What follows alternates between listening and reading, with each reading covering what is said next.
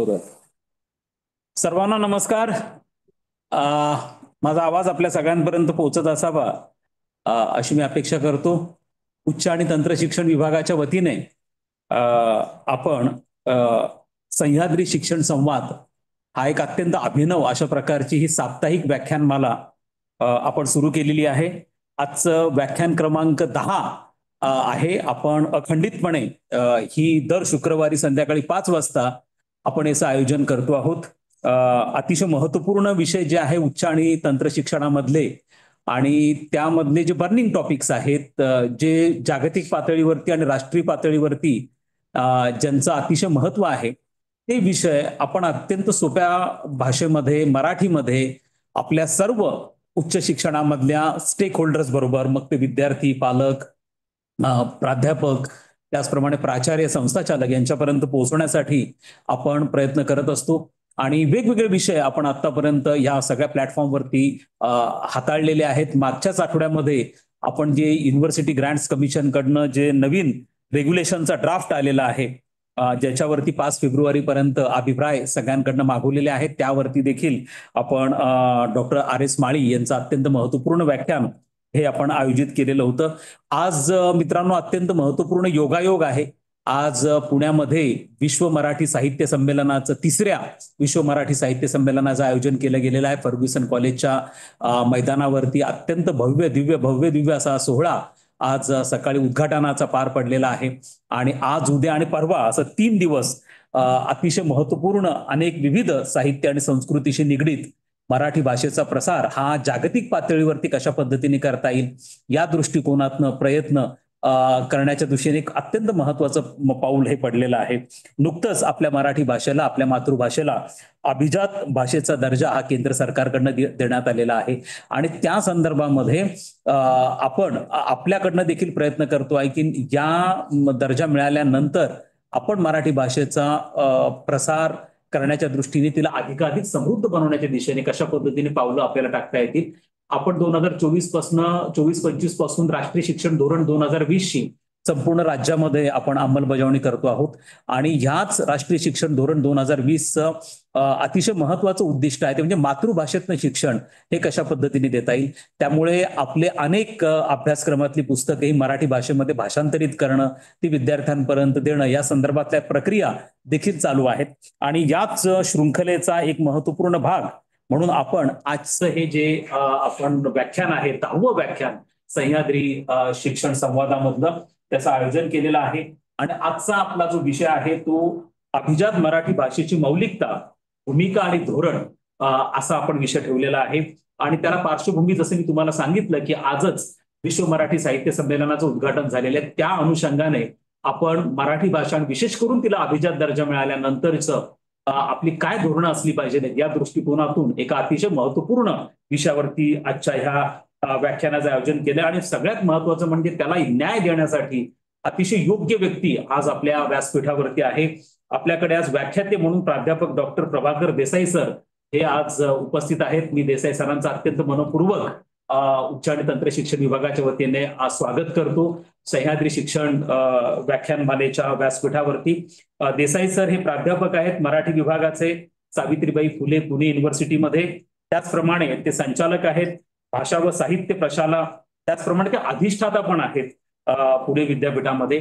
आपल्या प्रशासकीय जबाबदाऱ्या सांभाळण्याबरोबरच अतिशय उत्तम वक्ते आहेत, एक चांगले वाचक आहेत, चिंतन करणारे आहेत आणि अत्यंत निर्भीडपणे आपली मतं मांडणारी आहेत. मी यापूर्वी पण त्यांची व्याख्यानं ही ऐकलेली आहेत.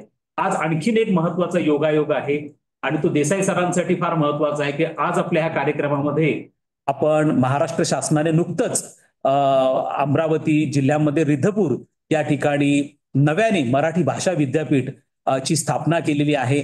आणि या भाषा विद्यापीठाचे पहिले कुलगुरू डॉक्टर अविनाश आवलगावकर सर आज आवर्जून आपल्या ह्या व्याख्यानमालेसाठी उपस्थित आहेत. आपण दर व्याख्यानमालेमध्ये एक जो अत्यंत वरिष्ठ त्या क्षेत्रामधले व्यक्ती आहेत त्यांना अध्यक्षपद भूषवण्याची विनंती करत असतो. त्यामुळे आजच्या देसाई सरांच्या या व्याख्यानाचा 10व्या क्रमांकाच्या व्याख्यानाचं अध्यक्षपद हे डॉक्टर अविनाश आवलगावकर सर यांनी भूषवावं असं मी त्यांना विनंती करतो. आवलगावकर सर, आपल्यापर्यंत आमचा आवाज पोहोचत असावा अशी मी अपेक्षा करतो.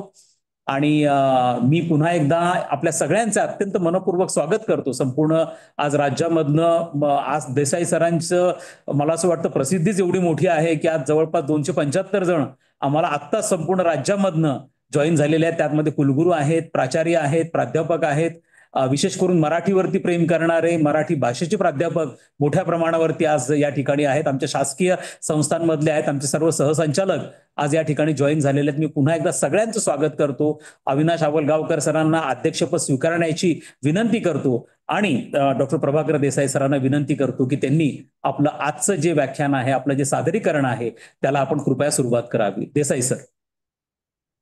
धन्यवाद सर.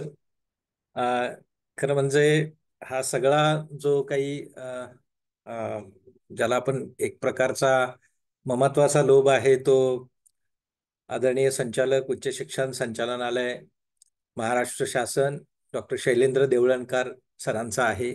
त्यांच्यामुळं मला आज या अतिशय महत्त्वाच्या अशा सह्याद्री शिक्षण संवाद मालेतलं 10वं पुष्प गुंफता येतंय. महाराष्ट्र शासन उच्च व तंत्र शिक्षण विभाग उच्च शिक्षण संचालनालय पुणे हे मागच्या मला असं वाटतं की देवळणकर सर आल्यापासून बऱ्यापैकी व्हायब्रंट आहे, म्हणजे मोर दॅन व्हायब्रंट आहे आणि चांगल्या अर्थानं व्हायब्रंट आहे. याचं कारण उच्च शिक्षणासारख्या अत्यंत महत्त्वाच्या अशा या विभागाकडं तेवढीच डायनॅमिक, तेवढीच प्रभावशाली आणि तेवढीच सगळ्यात महत्त्वाचं म्हणजे काय की एक असते फेस व्हॅल्यू, एक चेहरा असतो, पण चेहऱ्याच्या पाठीमागं त्याला आपण एक कृतीप्रवण अशा प्रकारची त्याला कृतीची जोड, म्हणजे केवळ बोलणं नाही तर त्याला कृतीची जोड देणं, हे मला असं वाटतं की बऱ्याच दिवसांपासून या विभागाच्या बाबतीत प्रलंबित होतं.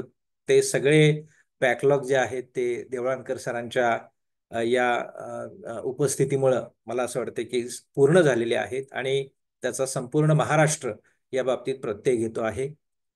आणि त्यांच्याच प्रयत्नातनं त्यांच्याच संकल्पनेतनं निर्माण झालेली ही सह्याद्री शिक्षण संवाद साप्ताहिक व्याख्यानमाला. या व्याख्यानमालेसाठी उपस्थित आदरणीय देवळणकर सर, त्यांचे सहकारी मगर सर, त्याचबरोबर या विभागाचे सर्व प्रशासकीय अधिकारी, आत्ताच या व्याख्यानाचं अध्यक्षपद ज्यांच्याकडे आहे ते आमचे गुरुवर्य, त्याचबरोबर मराठी भाषा विद्यापीठाचे कुलगुरू डॉक्टर अविनाश आवलगावकर सर, उपस्थित सर्व सन्माननीय, त्याच्यात प्राचार्य आहेत, मराठी भाषेचे जाणकार अभ्यासक आहेत, विद्यार्थी मित्र आहेत, संशोधक आहेत. या सगळ्यांचं मी मनापासून आभार व्यक्त करतो सुरुवातीला. आणि मला जो विषय दिलेला आहे अभिजात मराठी भाषेची मौलिकता, भूमिका आणि त्याचबरोबर धोरण.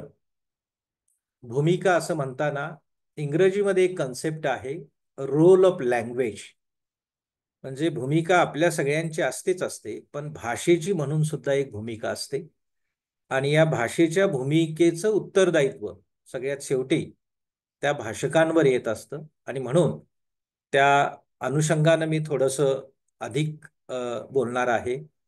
आपण सगळेजण सुपरिचित आहात, जसं आता देवळणकर सर म्हणाले त्या दृष्टिकोनातनं आजचा दिवस महत्वाचा आहे, कारण पुण्यासारख्या शहरात, पुणे हे तसं विद्येचं माहेरघर आहेच, पण सगळ्यात जास्त महत्वपूर्ण याही अनुषंगानं महत्वाचं आहे की राज्य विद्यापीठ, त्याचबरोबर खाजगी विद्यापीठं, क्लस्टर विद्यापीठं असा एक मोठा हब या शहरात आहे. आणि या शहराची सांस्कृतिक ओळख किंवा ज्ञाननिर्मितीच्या बाबतीतली ओळख जी मधल्या काळात थोडी पुसट होत होती, मला असं वाटतंय की या मागच्या 5-1 वर्षांमध्ये, 5-10 वर्षांमध्ये ही ओळख अधिक विकसित करण्याचं काम सुद्धा काही महत्वाच्या व्यक्ती करत आहेत आणि त्यात उच्च शिक्षण विभाग हा अग्रणी आहे, हे नमूद केलं पाहिजे. आता या अनुषंगानं आज 3रं विश्व मराठी साहित्य संमेलन सुरू होत आहे. या संमेलनात आपण सर्वजण सहभागी झालो आहोत आणि देवळणकर सर म्हणाले त्या पद्धतीनं महाराष्ट्र राज्याच्या बाबतीतली आणि मराठी भाषेच्या बाबतीतली अत्यंत महत्वाची घटना जी घडली ती म्हणजे मराठी भाषेला अभिजात भाषेचा दर्जा मिळाला. अभिजात असणं आणि अभिजात भाषेचा दर्जा मिळणं या सगळ्या गोष्टी मराठी भाषेनं, मराठी भाषकांनी आणि मराठी समाजानं या मागच्या मला असं वाटतं की 5 ते 6 दशकांमध्ये अनुभवलेल्या आहेत. त्याच्यासाठी एक सुव्यवस्थित अशा प्रकारचं नियोजन पण केलं आणि त्याचा एक व्यवस्थात्मक अशा प्रकारची जी काही एक मागणी होती ती सुद्धा केली आणि आदरणीय पंतप्रधान त्याचबरोबर सांस्कृतिक मंत्रालय या सगळ्यांनी ही मागणी मान्य केली आणि यथोचित अशा प्रकारचा गौरव हा मराठी भाषेचा झालेला आहे. आपल्या सगळ्यांना मी त्या मराठी भाषेच्या अभिजातपणाच्या कुठल्याही प्रक्रियेत मी आत्ता सध्या जाणार नाही. आपल्या समोर जे आत्ता कडोनिकडेचे प्रश्न निर्माण होणार आहेत, दर्जा मिळवणं, दर्जा असणं आणि त्याच्या बाबतीत आत्ता आपली भूमिका सुरू होणं, मला असं वाटतं की त्याला दुसऱ्या या भागावर मी अधिक लक्ष केंद्रित करेन.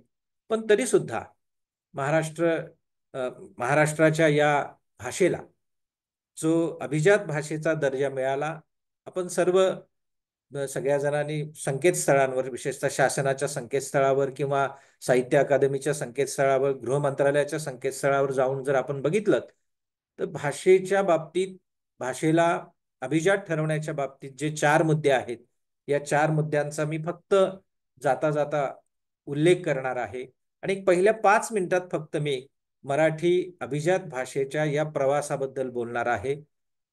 मग त्यानंतर आत्ता महाराष्ट्र राज्याचं धोरण, केंद्र शासनाचं धोरण, जसं देवळाणकर सर आता म्हणाले, पाठ्यपुस्तक निर्मिती किंवा नवशैक्षणिक धोरण या बाबतीत मला असं वाटतं की शिक्षण मंत्रालय, त्याचबरोबर शिक्षण मंत्रालयाबरोबरच विद्यापीठ अनुदान आयोग, महाराष्ट्र राज्याचा उच्च शिक्षण, उच्च व तंत्र शिक्षण विभाग तर आहेच आहे, पण या सगळ्यांच्या सहकार्यानं भारतीय भाषा समितीची स्थापना झालेली आहे आणि या भारतीय भाषा समितीच्या स्थापनेतनं अत्यंत महत्वाचा मला असं वाटते की जे मागच्या जवळपास स्वातंत्र्यानंतरच्या कालखंडात झालं नाही ते अतिशय मोठं काम 22 भारतीय भाषांमध्ये 22,000 पुस्तकं निर्मिती करण्याचा जो प्रकल्प केंद्र शासनानं आयोजिलेला आहे, या अनुषंगाने मी थोडासा पुढे जाणार आहे. आणि म्हणून सुरुवातीच्या पहिल्या 5 मिनिटात आपल्या सगळ्यांना माहित आहे की मराठी ही अभिजात भाषा ठरवताना भाषा अभिजात असते कशावरनं, काही विद्यार्थी आहेत त्यांच्या याच्यासाठी मी आपल्याला त्याची थोडीशी पुनरावृत्ती करतोय. भाषेची प्राचीनता म्हणजे भाषा किती प्राचीन आहे यावरून भाषेची अभिजातता ठरते. त्याचबरोबर भाषेची मौलिकता म्हणजे त्याचं मोल काय आहे, त्याची एकूण सगळ्या प्रकारची ज्याला आपण काय म्हणजे आपण त्याचं व्हॅल्युएशन काय आहे हे या भाषेच्या बाबतीत बघितलं जातं. सगळ्यात महत्वाचा तिसरा क्रायटेरिया जो असतो तो म्हणजे भाषा आणि वाङ्मय परंपरेचं स्वयंभूपण, म्हणजे स्वतः अर्जित केलेलं, स्वतः कमावलेलं, स्वतः विकसित केलेलं, स्वतः निर्माण केलेलं असं जे एक स्वयंभूपण असतं ते त्या त्या भाषेकडं किती वर्षांचं असतं या गोष्टीवर अधिक लक्ष दिलं जातं आणि जिला आपण प्राचीन भाषा आणि तिचं आत्ताचं जे आधुनिक रूप असतं ज्याला आपण एन्शंट लँग्वेज आणि मॉडर्न अशा प्रकारचा जो आत्ताचा सेगमेंट असतो, याच्यात जरी खंडित असलं, डिसकंटिन्यू ज्याला आपण असं म्हणतो, असं खंडित जरी असलं तरी त्याच्यात एक सलगता किंवा त्याच्यात एक नातं प्रस्थापित करणारी असे जर पुरावे आपल्याला या भाषेमध्ये असतील तर आताच्या आणि प्राचीनतम अशा प्रकारच्या त्या नमुनाच्या आधारे भाषेला अभिजात भाषेचा दर्जा दिला जातो आणि म्हणून या सगळ्या चारीच्या चारी कसोट्यांवर मराठी भाषा ही टिकली, ती पुरून उरली आणि मग मला असं वाटतं की भारताच्या म्हणजे मंत्रिमंडळानं सुद्धा आणि आदरणीय पंतप्रधानांनी मला असं वाटतं की वाजत गाजत अतिशय भव्य अशा प्रकारच्या सोहळ्यात मुंबईमध्ये मराठी भाषेला अभिजात भाषेचा दर्जा प्राप्त केला होता आणि आपण सगळेजण त्याचे साक्षीदार होतो. प्राचीन महारट्टी, नंतर मरहट्टी भाषा, नंतर महाराष्ट्री प्राकृत भाषा, त्याच्यानंतर अपभ्रंश मराठी भाषा आणि आजची मराठी भाषा असा मला असं वाटतं की मराठी भाषेचा अभिजात असा प्रवास आहे. आपल्या सगळ्यांना माहिती आहे की साधारणपणे 2000 वर्ष जुना ग्रंथ, इसवी सन पूर्व दुसरं शतक आणि इसवी सनानंतरचं दुसरं शतक, असं जर तो कालखंड जर आपण घेतला तर गाथा सप्तशती, त्याला सप्तसई सुद्धा म्हणतात, सप्तसई असं सुद्धा म्हटलं जातं. या या ग्रंथामध्ये या सगळ्याचे पुरावे आपल्याला मिळतात की हा एक प्राचीनतम अशा प्रकारचा मराठीतला ग्रंथ आहे आणि ज्याच्या आधारे आपण आपली प्राचीनता सिद्ध करू शकलेलो आहोत. हे झालं साधारणतः 2200-2300 वर्षापूर्वीचा कालखंड. साधारणपणे आपल्याला माहित आहे की 2000 ते 2500, 1500 पासून ते 2500 वर्षापर्यंतची प्राचीन अशा प्रकारची वयोमर्यादा ही एखाद्या भाषेला असावी लागते आणि ते मराठी भाषेला वैभव प्राप्त झालेलं आहे. त्याच्या पुढे थोडंसं आलो, हे काही टप्पे आहेत ते आपल्या याच्यात असावेत म्हणून त्याचा उल्लेख करतोय. लीळाचरित्र आणि ज्ञानेश्वरी सारखा अत्यंत प्रगल्भ अवस्थेतला ग्रंथ हा 800 वर्षांपूर्वी मराठीमध्ये तयार होतो. बघा, ज्या मराठी भाषेत जगाच्या कोणत्याही तत्वज्ञानाबरोबर स्पर्धा करेल आणि टिकेल असे हे दोन महत्वाचे ग्रंथ आहेत, महत्वाची अशी ग्रंथ निर्मिती आहेत.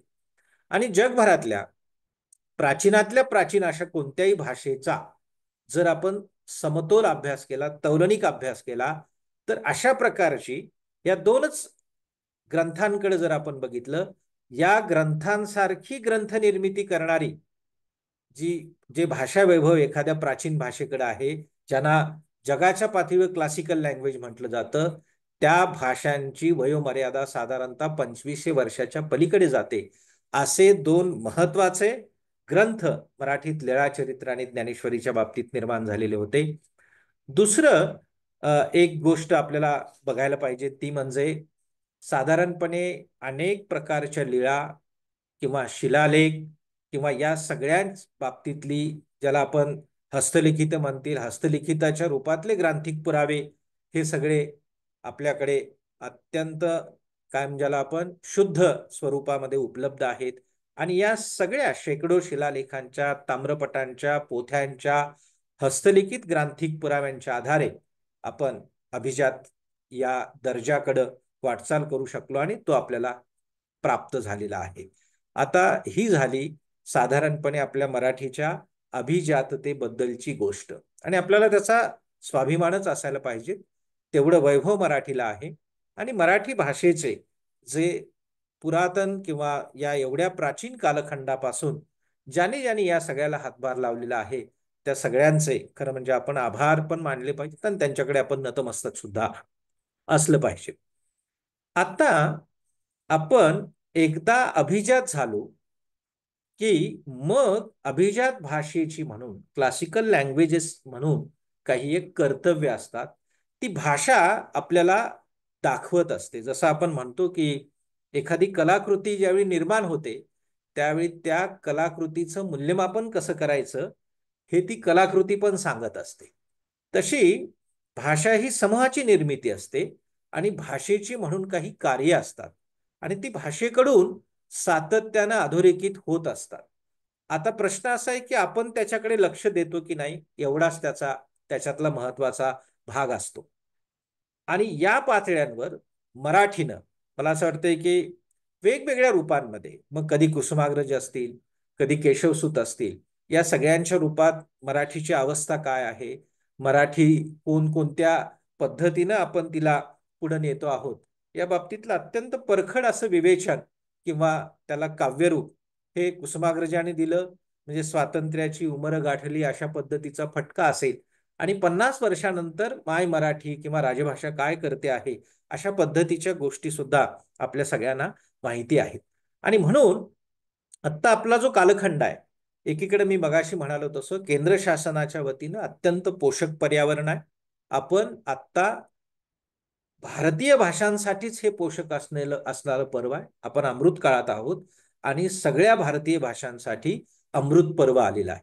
पण त्याच वेळी नागरिक म्हणून किंवा वेगवेगळ्या प्रकारचे स्टेक होल्डर किंवा ज्याला आपण पायाभूत अशा प्रकारचे घटक महत्वाचे, ज्याला सहयोगी घटक म्हणून आपण असो, या सगळ्यांचे घटक म्हणून आपल्या काही आता जबाबदाऱ्या वाढलेल्या आहेत आणि त्या सुद्धा आपण फार काळजीपूर्वक बघितल्या पाहिजेत. आता या पार्श्वभूमीवर आपण कसे आहोत, तर आपण थोडे तसे बऱ्यापैकी उत्सवी आहोत. म्हणजे मराठी भाषेविषयीची संमेलनं, सभा, परिषदा, उत्सव, चर्चासत्र किंवा कार्यशाळा या सगळ्यांचं आपण बऱ्यापैकी आयोजन करतो आणि आपल्याला त्याच्यामध्ये एक प्रकारची रुची पण आहे आणि आपण हे केलं पण पाहिजे. हे सगळ्यात महत्वाचं गोष्ट आहे. कारण जी गोष्ट आपल्याकडे आहे ती उत्सवानं मिरवून सांगितली पाहिजे, तर ती गोष्ट एकाची न राहता समूहाची होते आणि समूहाची भागीदारी त्याच्यात निश्चित केली जाते आणि म्हणून ते आपण केलं पाहिजेतच. पण बऱ्याचदा आपल्याला लक्षात काय येतं, अलीकडं ज्या पद्धतीचं एक खंडित अशा प्रकारचं एक मानस आपल्याकडे तयार व्हायला लागलेलं आहे आणि मग अशा सभा संमेलनांच्या मध्ये आपली जी उपस्थिती असते किंवा आपला जो सहभाग असतो, त्या सहभागाबाबत आपण थोडंसं आज आज खरं म्हणजे बोललं पाहिजे.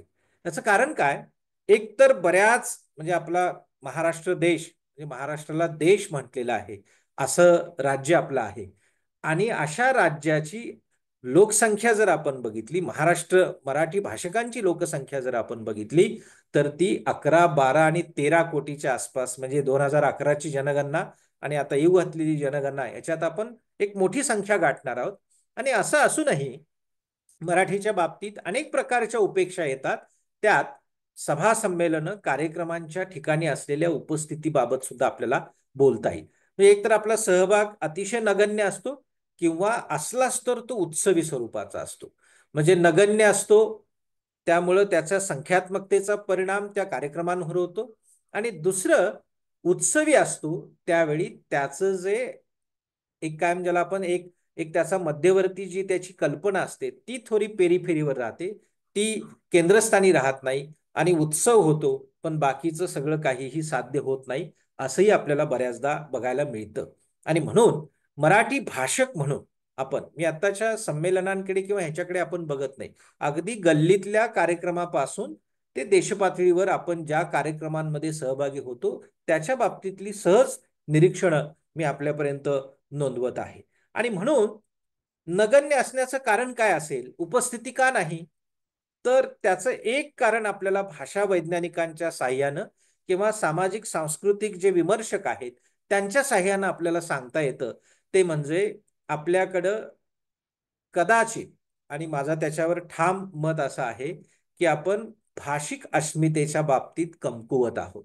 आपल्याला जी एक अस्मिता असायला पाहिजे, त्याच्या बाबतचा एक जिव्हाळा आणि त्याच्या बाबतचं एक प्रेम ममत्व असायला पाहिजे आणि त्याच्या पलीकडे जाणारी जी अस्मिता आहे ती अस्मिता असायला पाहिजे, ती बऱ्याचदा आपल्याला आपल्याकडे नसते. असली तर ती दिखाऊ असते किंवा ती जवळपास नसते असं म्हटलं तरी वावगं ठरू नये. आणि दुसरं सगळ्यात महत्वाचं कारण म्हणजे अलीकडं आपण थोड्याच्या व्याज वास्तवामध्ये किंवा सिडो मेंटॅलिटीमध्ये अशा प्रकारे राहण्याची आपल्याला एक सामूहिक अशा प्रकारची एक सवय लागलेली आहे आणि म्हणून अवाजवी गोष्टींना किंवा नको त्या गोष्टींना महत्व प्राप्त झालेलं आहे. आणि अशा वेळी आपल्या सर्वांचं कर्तव्य काय आहे, तर अशा उपक्रमांमध्ये आपण सहभागी झालं पाहिजे आणि त्याचं स्वरूप सुद्धा अबाधित ठेवलं पाहिजे. स्वरूप अबाधित ठेवायचं असेल, त्याचा जो कोर इलेमेंट आहे तो शाबूत ठेवायचा असेल, तर संख्यात्मक दृष्टीने सहभागी होणं हे फार गरजेचं आहे. मित्र हो, एक गोष्ट आपण लक्षात ठेवली पाहिजे, स्वातंत्र्य प्राप्तीनंतर किंबहुना 19व्या शतकापासूनच, मी त्याचा थोडासा आणखी जरासा सुरुवातीला ज्या जमेच्या गोष्टी आहेत त्या फार महत्वाच्या आहेत आणि त्या मांडल्या पाहिजेत. मी मगाशी त्याचा पुसटसा उल्लेख पण केला. साधारणपणे 19व्या शतकापासूनच जर आपण बघितलं तर 19वं शतक, 20वं शतक आणि 21व्या शतकाची ही साधारणतः 20 वर्ष असं जर आपण बघितलं, 20-24 वर्ष जर आपण 20-21 वर्ष जर आपण बघितलं, तर तुमच्या असं लक्षात येईल की साधारणतः 215 ते 20 वर्षांमधला जर इतिहास आपण बघितला तर पहिल्यांदा एक महत्वाचं असं घटित घडलेलं आहे, ते म्हणजे राष्ट्रीय शैक्षणिक धोरण 2020. याच्या अगोदरची शैक्षणिक धोरणं आहेत, याच्या अगोदरची वेगवेगळ्या प्रकारची मंडळं आहेत, त्यांचे सगळ्या प्रकारचे उपक्रम आहेत, त्यांचे प्रयत्न आहेत, त्यांचा प्रामाणिकपणा आहे, तो अजिबात दुर्लक्षित करायचा नाहीये. पण सगळ्या भारतीय भाषा अभ्यासक्रमाच्या केंद्रस्थानी आणण्यामध्ये ज्या कोणत्या धोरणानं या बाबतीत अधिक प्रयत्न केलेले आहेत ते एकमेव धोरण आहे राष्ट्रीय शैक्षणिक धोरण 2020. आणि म्हणून मला असं वाटतं की या धोरणाचं कौतुक करावं तेवढं थोडं आहे. भारत सरकारच्या या भाषा केंद्रित शैक्षणिक धोरणाचं आपण सर्वांनी स्वागत करायला पाहिजे, परंतु या बाबतीतली आपली भूमिका सुद्धा आपण समजून घेतली पाहिजे. म्हणजे आपण याचं स्वागत केलं, त्याचं जे क्रेडिट आहे ते क्रेडिट सगळ्या प्रकारचे जे कोणी याच्यात सहभागी होते, शिक्षण तज्ज्ञ असतील, विचारवंत असतील, शास्त्रज्ञ असतील किंवा वेगवेगळ्या प्रकारच्या सरकारी आस्थापना असतील किंवा विद्यापीठ अनुदान आयोग असेल, शिक्षण मंत्रालय असेल, त्याच्याकडे आपण हे गेलंच पाहिजेत. पण त्या बाबतीतली आपली भूमिका सुद्धा आपण समजून घ्यायला पाहिजे. आजवर अनेक शैक्षणिक धोरणं आली, शिक्षण तज्ज्ञ शिक्षणाबद्दल बोलतात पण भाषेबद्दल बोलत नाहीत.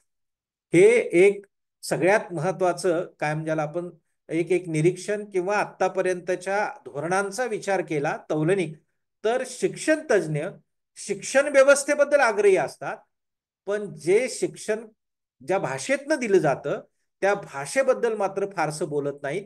हे धोरण पहिल्यांदा भाषेबद्दल बोलायला लागलेलं आहे आणि म्हणून ते महत्वाचं आहे. आपला अनुभव सगळ्या अगोदरच्या सगळ्या शैक्षणिक धोरणांचा विचार केला तरी तुम्हाला याच्यापेक्षा वेगळी अनुभूती येणार नाही. आता भारतीय परिवेशामध्ये आजवर शिक्षणाचं धोरण आणि भाषेचं धोरण याच्यात नेहमी फारकत राहिलेली आहे. म्हणजे याच्यात नेहमी एक एक कायम ज्याला आपण वॉटर टाईट कंपार्टमेंट असल्यासारखं आपण सतत काहीतरी करत आलं. भाषेबद्दल बोललं जातं पण ते त्याचं कसं असतं म्हणजे प्रस्तावनेत असतं किंवा आणखी कुठेतरी असतं आणि त्याच्याबद्दल फारसं आपण बोलत नाही आणि ते मुद्दा वेगळा ठेवला जातो. कारण भाषिक धोरणांवर बोललं की अनेक प्रकारच्या अस्मितांना डिवचण्यासारखं असतं आणि त्याला आपण फार बळी पडू नये अशीच या अगोदरच्या धोरणांची साधारणपणे भूमिका राहिलेली आहे.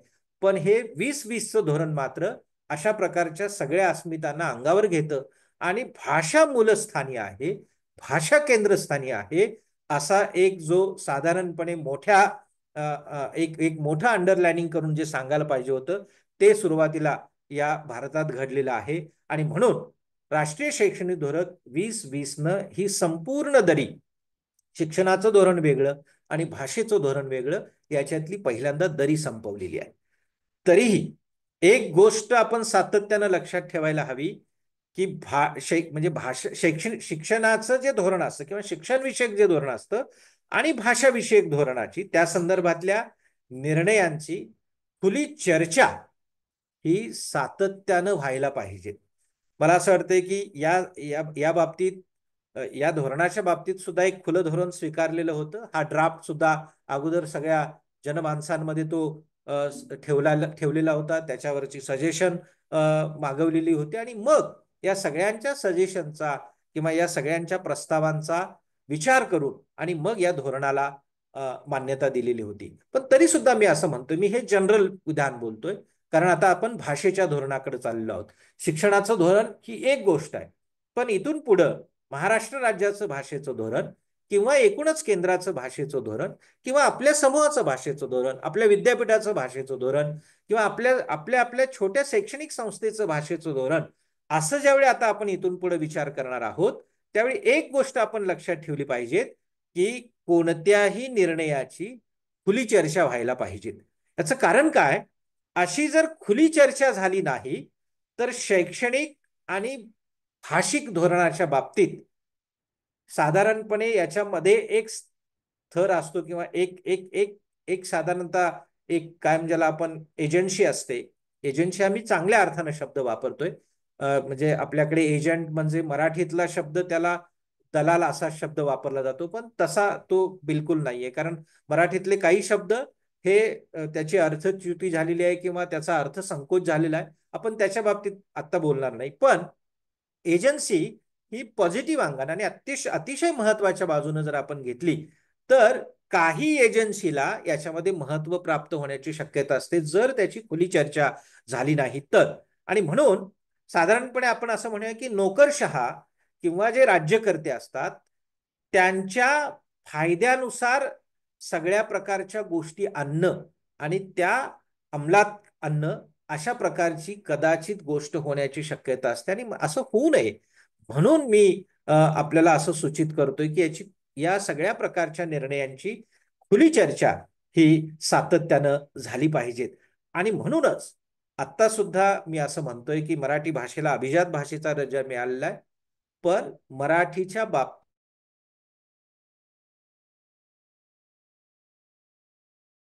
संस्थात्मक पातळीवर या सगळ्यांचा जो उपक्रमशीलता जी आपल्याला जपायची आहे या बाबतीत आपण असं लक्षात घेऊया की ही मराठी भाषिकांची जबाबदारी आहे की आपला विधायक हस्तक्षेप आणि प्रत्यक्ष सहभाग आपण सातत्यानं नोंदवला पाहिजेत. याचं कारण काय? भाषा आपल्यासाठी महत्वाची आहे. भाषेच्या बाबतीत सातत्यानं असं म्हटलं जातं की जो समाज कर्तृत्ववान असतो त्याच समाजाची भाषा टिकते, तीच भाषा टिकते आणि कर्तृत्ववान होण्याची म्हणजे काहीतरी काय म्हणजे ज्याला आपण डोळ्यांनी दिसणारीच कृती केली पाहिजे सातत्यानं किंवा हाडामासाचीच कृती केली पाहिजेत किंवा एखादी ऑब्जेक्टिव्हच कृती केली पाहिजे असं नाही तर आपलं जे मानस आहे आपलं जे मानसशास्त्र आहे ते सतत या प्रकारच्या चर्चेत गुंतवणं ही सुद्धा एक प्रकारची कृती असते आणि त्यासाठी कसं असतं बघा की कोणती भाषा ही केवळ आविष्काराचं साधन नसते. आविष्कार साधला आणि भाषा संपली असं आपण अजिबात म्हणू शकत नाही, म्हणता येत नाही. समाजाची जडणघडण भाषेतनं होते. खरं तर जगाकडं पाहण्याचा दृष्टिकोन हा भाषेतनं तयार होत असतो, भाषेतनं निर्माण होत असतो आणि म्हणून मला एक महत्वाचं सूत्र तुमच्या समोर ठेवायचं आहे किंवा एक मुद्दा महत्वाचा ठेवायचा आहे. समाजाची संस्कृती, समाजाची मूल्यव्यवस्था या सर्वांशी म्हणजे कोणताही समाज किती मौलिक आहे, किती मौल्यवान आहे, त्याची संस्कृती काय आहे, या सगळ्यांशी भाषेचे अतिशय घनिष्ठ अशा प्रकारचे संबंध असतात आणि इनर अशा प्रकारचे त्याचे कनेक्शन्स असतात, आंतरिक संबंध असतात. या अनुषंगाने जर आपण बघितलं तर समाजाची संस्कृती, समाजाची मौलिकता ही मोजण्याचं काम सुद्धा भाषेतनं होत असतं. हे आपण लक्षात ठेवलं पाहिजे. बघा, आपलं राज्य, आपला समूह, आपला देश हे सगळं बरोबर आहे. पण आपलं सोडून इतर राज्य, आपण भारत सोडून इतर राष्ट्र, इतर समाज, इतर समूह यांच्यापासून जर आपला वेगळेपणा दाखवायचा असेल, आपण कशाच्या बाबतीत वेगळं आहोत या सगळ्यांपासून, तर याही बाबतीत आपल्याला एकमेव एकक कामाला येतं ते भाषेचं असतं. भाषा हीच आपल्यामध्ये काय करते, आपल्या अस्मितेची ओळख पण देते आणि एका समूहापासून एका संस्कृतीपासून वेगळं असल्याची खूण सुद्धा आपल्याला भाषाच देश असते.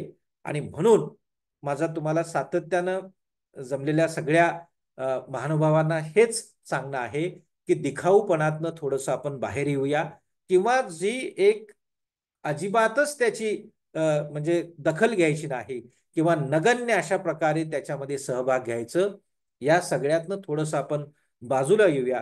ही अस्मिता अशा पद्धतीने जर आपण जपली, अशा पद्धतीच्या क्रियाप्रवण अस्मितेकडे आपण जर आलो तर मराठी भाषेचं भलं आहे. अन्यथा मग आपण दर्जा मिळवला पण आपल्या हातात आपल्याला काय दिलं होतं, सगळ्या प्रकारच्या संधी दिल्या होत्या पण त्या संधीचं चीज करता आलं नाही, सोनं करता आलं नाही आणि आपण सगळ्या प्रकारच्या म्हणजे भाषिक जोरावर सुद्धा महान राष्ट्र होण्याच्या ज्या ज्या सिद्धता किंवा त्याच्या प्रकारच्या शक्यता असतात त्या शक्यता आपण गमावून बसू असं साधारणपण म्हणायची वेळ आपल्यावर येईल. आता मराठी भाषेचा उपयोग आणि मराठी भाषेच्या उपयोगाशी निगडीत असलेल्या अस्मितेच्या, आयडेंटिटीच्या या सगळ्या ज्या संकल्पना आहेत या सगळ्या अनुषंगाने जर आपण बघितलं तर त्याच्यात सामाजिक, सांस्कृतिक आणि ज्ञानात्मक जडणघडण, ज्याचा मगाशी देवळानकर सरांनी सुद्धा उल्लेख केला, ज्ञानात्मक जडणघडण ज्याला आपण ज्ञानभाषा करणं आणि त्याच्यातनं विकासाकडे जाणं म्हणजे विकासाच्या पर्वात सुद्धा भाषा अतिशय महत्वाचं टूल असते. म्हणजे एखाद्या राज्याच्या, एखाद्या देशाच्या विकासात भाषा ही फार महत्वाचं प्रवाही अशा प्रकारचं साधन मूल्य असतं किंवा घटक मूल्य असतं, हेही आपण लक्षात ठेवलं पाहिजे. एक गोष्ट आपण पक्की अधोरेखित करायला हवी अजून एक की आज ना उद्या सर्वच्या सर्व शिक्षण मराठीतूनच द्यायला लागणार आहे. म्हणजेच आपल्याला आपण काय म्हणूया, ज्याला एका अर्थानं माध्यम हे मराठीच असणार आहे. आणि या अपरिहार्यतेची जाणीव सुद्धा आपल्याला आता समूह म्हणून व्हायला पाहिजे. मग ती हळूहळू वेगवेगळ्या घटक संस्थांपर्यंत जाईल. पण भाषक म्हणून आपल्याला हे जोपर्यंत वाटणार नाही, हे अग्रक्रमानं वाटणार नाही, की इथून पुढच्या काळात त्याला 5-10 वर्ष जातील. मी मगाशी म्हणालो भारतीय भाषा समिती याच पद्धतीनं पुढे जाते आहे. 22,000 पुस्तकं ज्यावेळी एकाच वेळी संकल्प पुढच्या 3-4 वर्षातला आहे, त्याच्याचं उद्दिष्टच हे आहे की 22,000 पुस्तकं ही 22,000 म्हणजे 22 भारतीय भाषांमध्ये ती उपलब्ध व्हावीत. एकाच वेळी 22,000 पुस्तकं उपलब्ध होतील. ती नंतर म्हणजे 1,000 मराठीची पुस्तकं आणि उरलेल्या 21 भाषांमधली 21,000 पुस्तकं ही सुद्धा मराठीत अनुवादित होऊन येतील. अशा वेळी एकेका भाषेत 22,000 पुस्तकं निर्माण करण्याचं हे जे केंद्र शासनाचं धोरण आहे, त्याचा तो प्रयत्न आहे. पण प्रयत्नाला सगळ्यात मोठी जोड असावी लागते. ती असावी लागते आपल्या मानसिकतेची किंवा जनसामान्यांची. आणि म्हणून ही एकदा खुणगाट आपण सुद्धा बांधायला पाहिजेत. आणि त्या दृष्टीने आपण, मला असं वाटतं की कार्यरत व्हायला पाहिजे. ज्ञानाच्या क्षेत्रात आपण सर्वजण आहोत. ज्ञानाच्या क्षेत्रातल्या नवनव्या घडामोडी किंवा वेगवेगळ्या प्रकारचे डिस्कोर्सेस किंवा जे काही निर्माण होईल नव्या काळातलं, त्याचा मराठीशी कसा संबंध येईल हे आपण बघायला पाहिजे. आपण मराठीला गाळून जर हे सगळं करायला लागलो तर काहीही होणार नाही. म्हणजे मराठीला, म्हणजे जसं एखाद्या लहान मुलाला आपण नवं जग दाखवतो, तसं मराठीला सुद्धा आपण हे नवं जग दाखवलं पाहिजे. म्हणजे मराठीला अभिभूत केलं पाहिजे, मराठीला याला सामोरं जाऊ दिलं पाहिजे. म्हणजेच नवे प्रांत आहेत, ह्या ज्या नव्या सगळ्या प्रकारच्या गोष्टी आहेत, नव्या ज्ञानव्यवस्था आहेत, एआय सारखी गोष्ट असेल, आर्टिफिशियल इंटेलिजन्स असेल, एआय म्हणतोय आपण, नंतर एजीआय होणार आहे, अशा सगळ्या प्रकारच्या याला जर या सगळ्यांना मराठी सामोरी गेली नाही तर मग मराठी या बाबतीत काही निर्माण करू शकणार नाही. आणि म्हणून मग ही जबाबदारी कोणाची आहे, तर ही जबाबदारी मराठी भाषक म्हणून अनेक लोकांची आहे. मग त्यात राज्यकर्ते आहेतच, सनदी अधिकारी आहेत, उद्योजक आहेत, व्यावसायिक आहेत, प्राध्यापक आहेत, वेगवेगळ्या प्रकारच्या शैक्षणिक संस्था आहेत, सामाजिक सांस्कृतिक संस्था आहेत. या सगळ्यांची ही जबाबदारी आहे. आणि म्हणून मी मगाशी म्हणालो की आपण काही ना काहीतरी सतत करणं. आणि म्हणून मी थोडासा वेगळ्या यानं एक वाक्य वापरतो की सगळी कृती मराठीत करणं. म्हणजे मराठीत कृती म्हणजे एखादं उत्पादन जरी घ्यायचं असेल, एखादं नवनिर्माण जरी एखाद्या कारखान्यात करायचं असेल महाराष्ट्रातल्या, तर त्याला ते मराठीत करण्याचा प्रयत्न करणं.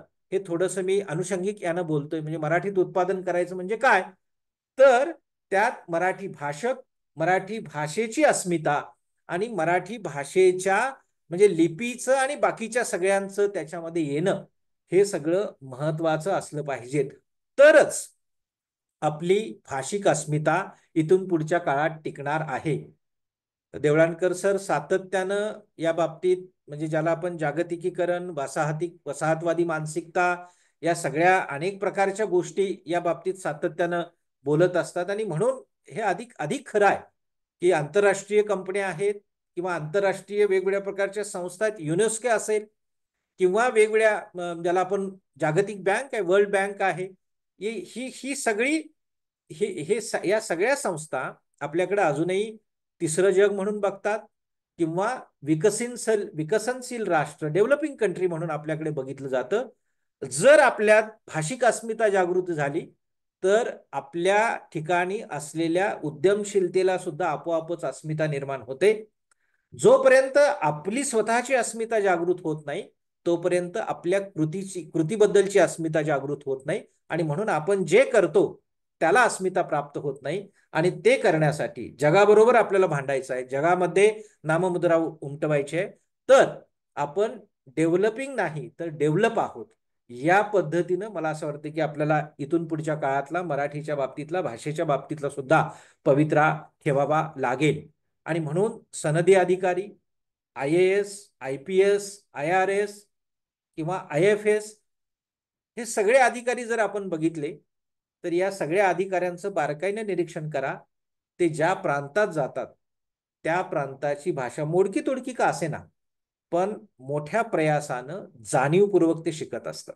बघा तुम्ही, मग जर ही अशा प्रकारची तळमळ जर या सगळ्या सनदी अधिकाऱ्यांमध्ये, IAS अधिकाऱ्यांमध्ये जर असेल, तर मग महाराष्ट्रात येणाऱ्या सर्व, ज्याला आपण मराठी भाषेतर भाषिकांमध्ये अशा प्रकारची जर गोष्ट आपण निर्माण करू शकलो किंवा अशा प्रकारच्या गोष्टी जर आपण अंमलात आणू शकलो, तर हे जाणीवपूर्वक शिकणं आणि त्या भाषेला सलाम करणं किंवा त्या भाषेची अस्मिता सुद्धा ही माझी सुद्धा प्रायोरिटी आहे, ही माझी सुद्धा भूमिका आहे, हे माझं सुद्धा कर्तव्य आहे, अशा प्रकारे जर हे राज्यकारभार करणारे, प्रशासन सांभाळणारे, हे केवळ दाखवण्यासाठी नसतं. हे याचं कारण काय, ज्या समूहात आपल्याला प्रशासन करायचं आहे, ज्या राज्याचा कारभार आपल्याला ओढायचा आहे, त्या सामान्य लोकांची नस ओळखावी लागते.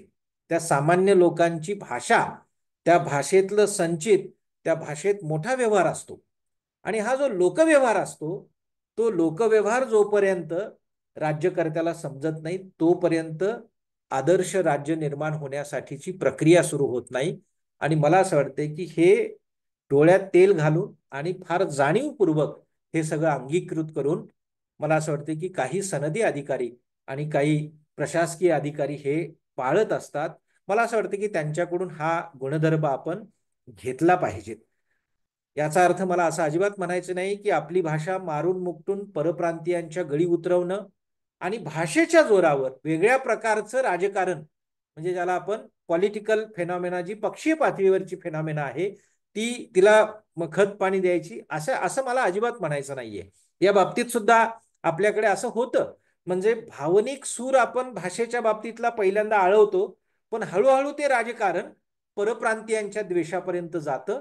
मला असं वाटतं की मराठी भाषक म्हणून आपण याही बाबतीत संवेदनशील असलं पाहिजे की आपण जर महाराष्ट्र असोल तर जशी मराठी भाषेची अस्मिता आहे तशी या नव्या काळात आपण बहुभाषिक होण्याकडे सुद्धा आपण गेलं पाहिजे. बहुभाषिकतेची तेवढीच चाड असली पाहिजे, बहुभाषिक सुद्धा आपण असलं पाहिजेत. आणि म्हणून परप्रांतीयांचा द्वेष हा कधीही आपण अंडरलाईन करणार नाही किंवा अशा प्रकारची गोष्ट आपण अजिबात करणार नाही. आणि म्हणून तोंड देखली अस्मिता मराठीच्या बाबतीत अजिबात नको. पण इथून पुढच्या काळात मला असं वाटतंय की आपण जे काम करतोय, ज्या प्रकारची कृती करतोय, त्याच्यात मराठी पण असणं, त्याच्यात मराठी दिसणं, असं काहीसं आपल्याला करावं लागेल. आणि याला एकच साधारणतः जगभरातल्या भाषांच्या बाबतीत जे म्हटलं जातं, मी मगाशी सुद्धा म्हणालो होतो की जो समाज कर्तृत्ववान असतो त्याचीच फक्त भाषा टिकते. आणि म्हणून मराठी भाषकाने सुद्धा आपलं कर्तृत्व आता वाढवायला हवं. आपण काय आहोत, म्हणजे आपल्याकडे वृथा अशा प्रकारच्या अनेक प्रकारच्या अस्मिता आहेत. आपण अनेक उद्योगधंद्यांमध्ये नाही आहोत, आपण अनेक प्रकारच्या क्षेत्रांमध्ये अजिबात आपली उपस्थिती नाही. या सगळ्या क्षेत्रांमध्ये, या सगळ्या समूहांमध्ये आपली उपस्थिती नोंदवणं, इथं आपली जी कारागिरी आहे किंवा कर्तबगारी आहे ती आपण दाखवणं, आणि असं जर झालं, हे कर्तृत्वाचं जे क्षेत्र आहे ते जर वाढलं तरच मराठी भाषा टिकणार आहे. असं हे मी फक्त जगभरातल्या भाषा वैज्ञानिकांचा हवाला देऊन केवळ त्याचं मराठीचं उदाहरण मानगी दाखल घेऊन मी आपल्या समोर हे मांडायचा प्रयत्न करतो आहे. बघा, साधारणपणे मराठी भाषेकडं जे मागच्या 50-60 वर्षांमध्ये जे बघितलं गेलं त्याच्यातली एक गोष्ट आपल्याला साधारणपणे जाणवते येते की जगभरात जे ज्ञान निर्माण झालेलं आहे ते ज्ञान वाहून नेण्याची, म्हणजे पाणी वाहून नेण्याची जशी पाईपलाईन व्यवस्था असते, नळ व्यवस्था असते, तसं मराठीकडं साधारणपणे बघितलं गेलं. अशी अस्मिता म्हणजे मराठीची अस्मिता नाही. आपण कंटेनर नाही आहोत, तर आपण क्रिएटर आहोत, आपण आपण मेकर आहोत. आणि या दृष्टीनं जर आपण बघितलं तर मराठी ही ज्ञानाचं उत्पादन करणारी भाषा होणं अतिशय गरजेचं आहे. म्हणजे वैद्यकीय शास्त्रात डॉक्टरनं काय केलं पाहिजे, तर त्यानं मराठीत लिहायला पाहिजे. किंवा अभियंता जो आहे वेगवेगळ्या प्रकारच्या रचना हे करतो, पण त्याची अनुभूती, त्याचं निर्माण तो बऱ्याच वेळेला काय करतो, त्याच्या शिकलेल्या म्हणजे त्याची जी ज्ञानभाषा आहे त्या इंग्रजीमध्ये तो बऱ्याचदा हे सगळं मांडत असतो.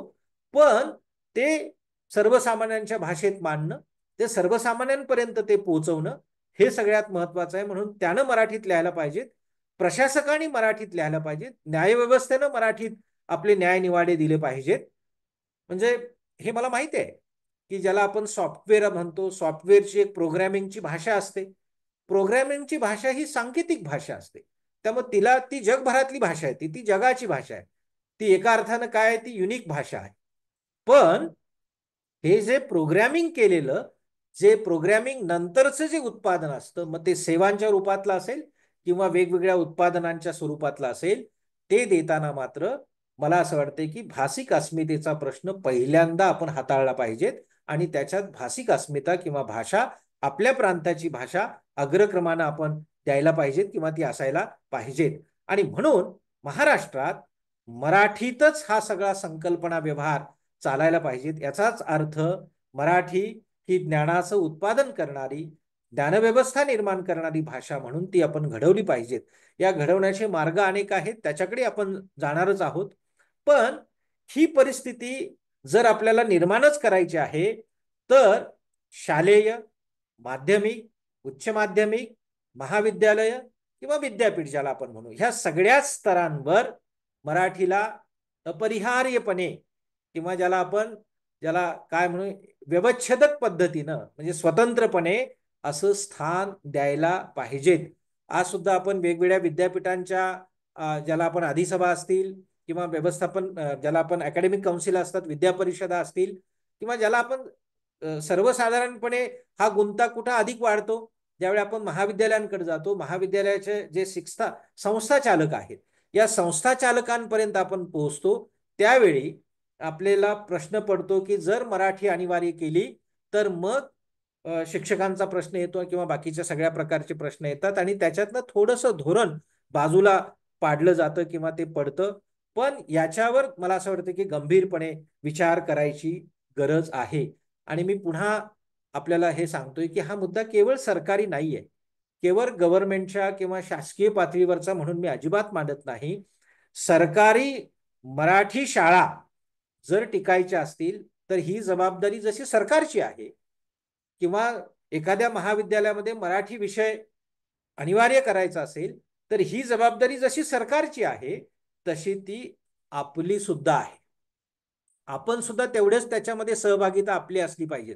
उदाहरणार्थ जर सरकारी मराठी शाळांची स्थिती आता जर आपण बघितली तर आपण एक खापर सहज महाराष्ट्र शासनावर किंवा सरकारवर फोडतो की महाराष्ट्र शासन मराठी शाळा बंद करायला चाललेलं आहे. पण आपण हेही लक्षात घेतलं पाहिजे की सरकारी मराठी शाळेत आपली मुलं किती जात आहेत. पालक म्हणून आपण आता किती इच्छुक आहोत मराठी शाळांमध्ये मुलांना शिकवण्यासाठी. आणि मग ज्यावेळी 5-10 मुलं किंवा 5-1 मुलं ज्यावेळी एखाद्या शाळेत शिल्लक राहतात, अशा वेळी ती शिक्षण व्यवस्था, ती शाळा चालवणं सरकारच्या दृष्टीने दुरापास्त होतं. ही आपण लक्षात ठेवलं पाहिजे. आणि म्हणून पालकांमध्ये आपण हा विश्वास निर्माण करायला पाहिजे. त्याच्यात जरूर सरकारची जबाबदारी आहे. सरकार म्हणून सरकारची जबाबदारी जरूर पार पाडेल किंवा आपण त्यांना हे पटवून देऊ. पण आपली स्टेक होल्डर म्हणून, घटक म्हणून आपली सुद्धा जबाबदारी आहे. आणि म्हणून या अनुषंगानं इंग्रजीचं किंवा त्या पाठीमागं असलेल्या ज्या बाह्य उत्पादन शक्तीचं जे एक जाळं आहे, ज्याला आपण नेटवर्किंग म्हणतो, ते आपण थोडंसं त्याच्याकडे फार पिन पॉइंटेड बघायला पाहिजे, ते नेस्तनाबूत करायला पाहिजेत.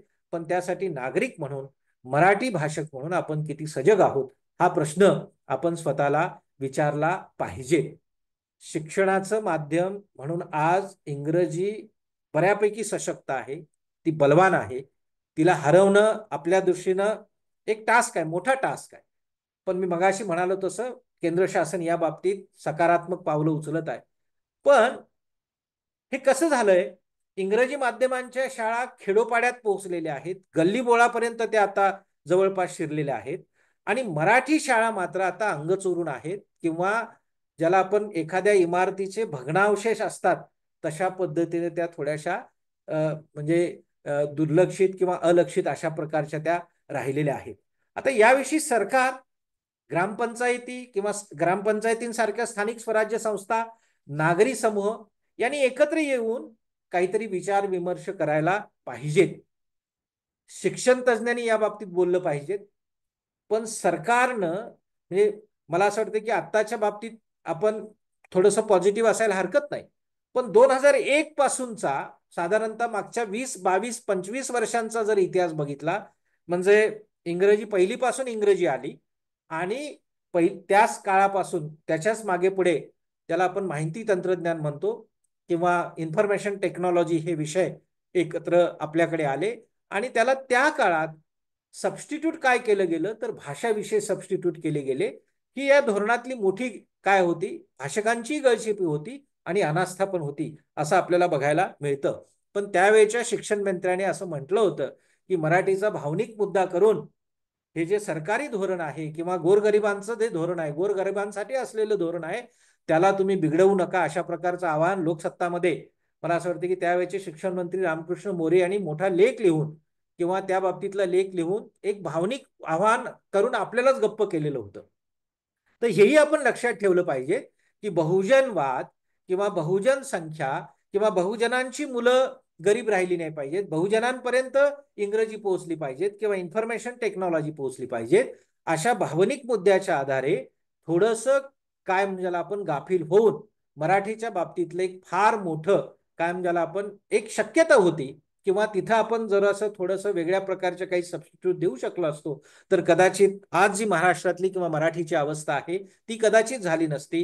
पण त्यावेळी या बाबतीत आपण चुकलो होतो आणि त्याचा एक मोठा फटका हा राज्य पातळीवर किंवा एकूणच भाषिक धोरणांवर आपल्या बाबतीत झाला आणि हेही आपण बघितलं पाहिजे. आता या अनुषंगानं मला असं वाटतं की पुढच्या एक 15-20 मिनिटात संपवलं ते चालेल ना मी सर?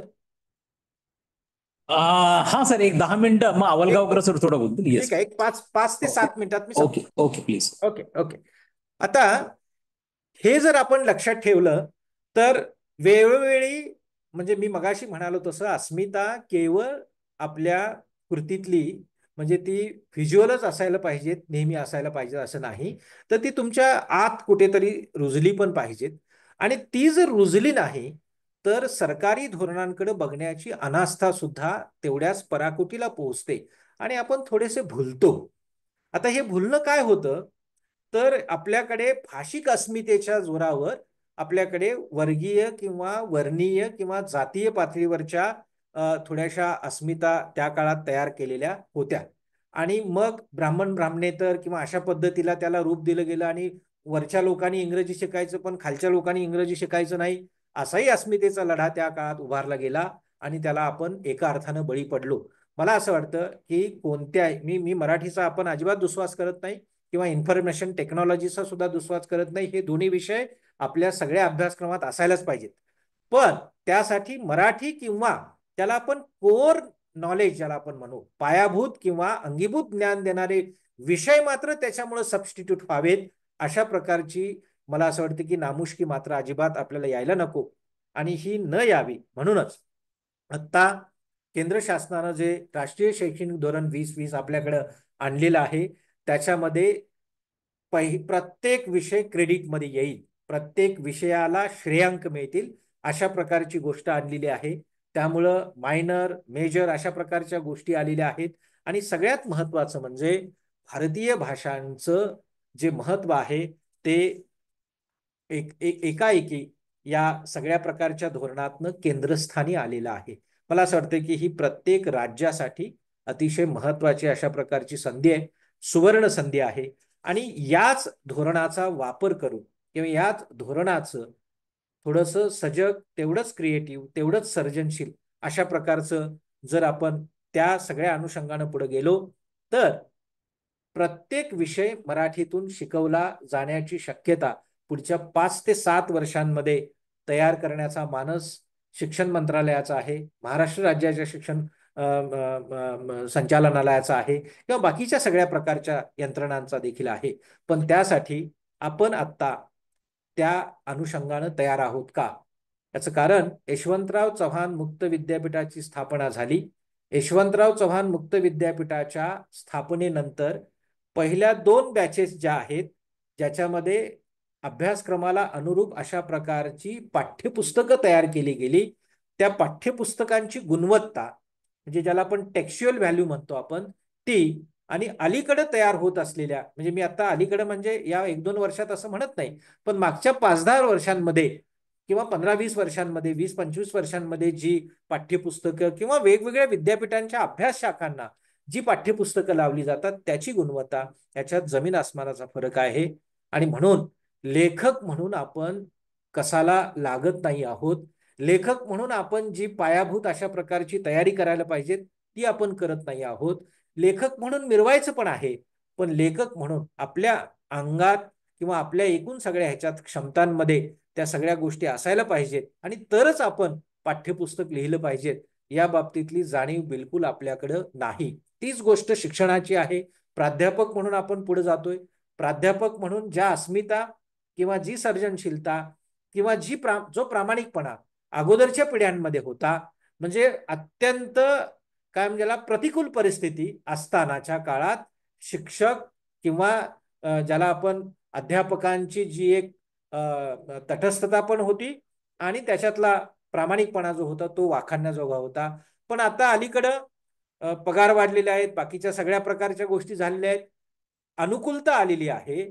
पण त्याच वेळी मराठी भाषकांमध्ये किंवा मराठी भाषक असलेल्या शिक्षकांमध्ये शिक्षणाबद्दलची अनास्था मात्र किंवा शिकवण्याबद्दलची अनास्था मात्र हळूहळू कमी व्हायला लागली आहे. म्हणजे ज्या महान देशानं किंवा महाराष्ट्र देशानं देशाला शिक्षण मंत्री दिले किंवा देशाला शिक्षण तज्ज्ञ दिले, त्या देशात मला असं वाटतं की पाठ्यपुस्तक निर्मितीचा जरी आपण स्नॅपशॉट घेतला किंवा एक डिसेक्शन घेतलं तरी सुद्धा अतिशय वाताहत झालेली अशा प्रकारची स्थिती आज विद्यापीठांच्या पातळीवर आणि अभ्यासक्रम निर्मितीच्या पातळीवर आपल्याला बघायला मिळते आहे. राज्य देतं आणि आपण गमावतो असं एक एक एक उदाहरण वानगी दाखल मी तुम्हाला देतो. विश्वकोश, वाङ्मयकोश, राज्य मराठी विकास संस्था यासारखे प्रकल्प, अतिशय महत्वाचे प्रकल्प हे राज्यानं दिले. पण या आस्थापनांवर येणाऱ्या लोकांनी काळजीपूर्वक जर या सगळ्यांचा आराखडा आखला असता आणि राज्याला आणि राज्य करताना धोरण दिलं असतं तर आज पुन्हा पुन्हा कुबड्यांवरच चालण्याची जी वेळ पुन्हा या आस्थापनांवर किंवा या संस्थांवर जी आलेली आहे ती आली नसते. आणि म्हणून सरकार देतं, पण सरकारकडून घेताना ते टिकवण्याची जबाबदारी, सामूहिक जबाबदारी आपली असते, ती मात्र आपण अजिबात पार पाडत नाही.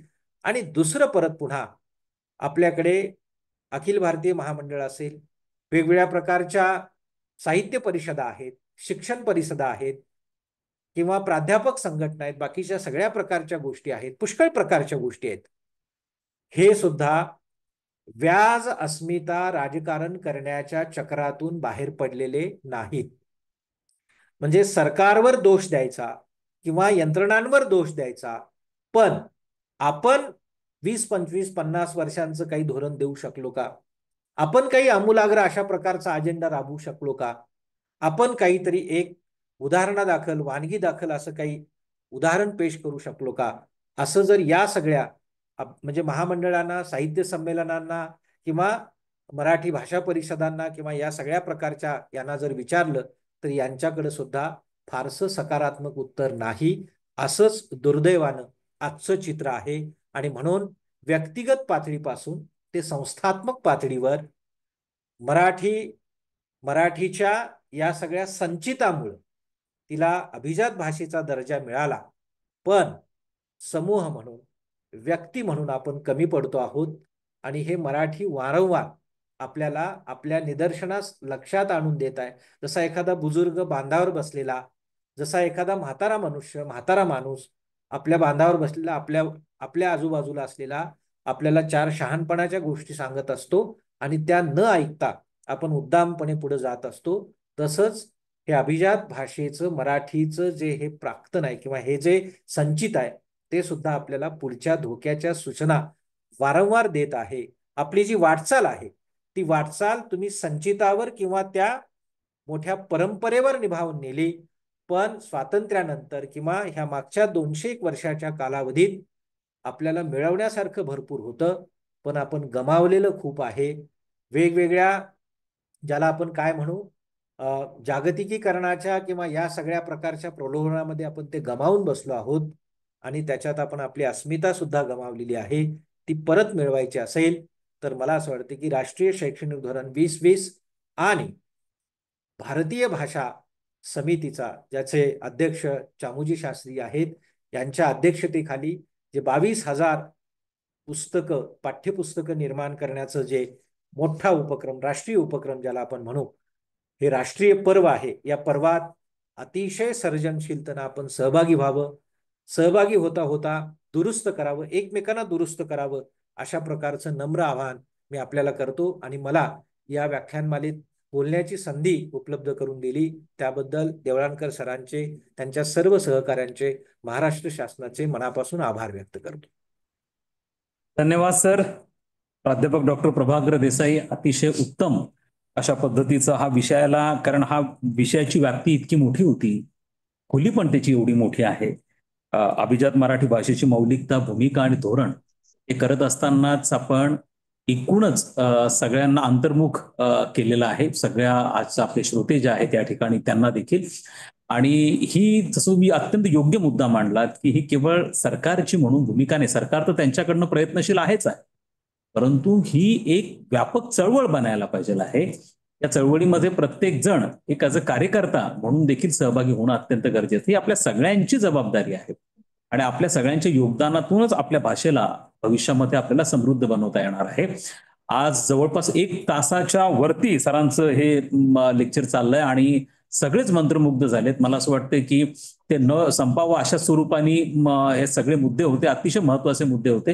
हे सगळेच मुद्दे आपण आता युट्यूब, आपलं DHEचं युट्यूब चॅनल पण आहे, त्याच्यावरती हे परमनंटली अपलोड केलं जाईल. ज्यांना पाहिजे आहे ते शेअर करू शकतील, ते पुन्हा एकदा ऐकू शकतील.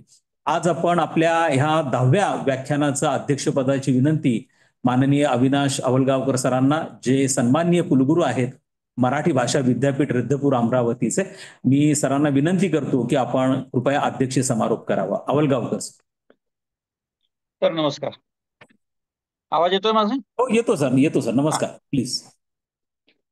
सह्याद्री शिक्षण संवाद व्याख्यानमालेचे उद्गाते आणि महाराष्ट्राचे शिक्षण संचालक डॉक्टर शैलेंद्रजी देवाणकर,